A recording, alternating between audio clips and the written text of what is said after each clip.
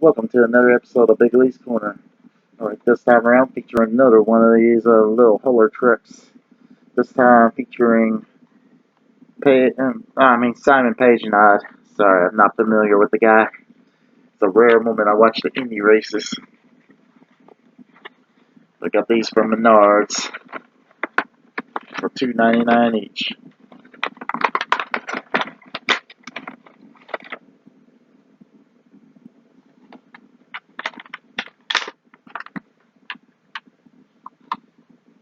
Anyway, as you see, Simon Pagenaud along with this Indy car featuring Menards.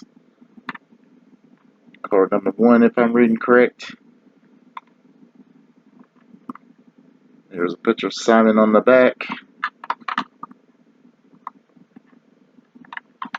Anyway, that's all for this episode of Big Lee's Corner. I'll try to have a nice day. If you like this video, please like and subscribe for more.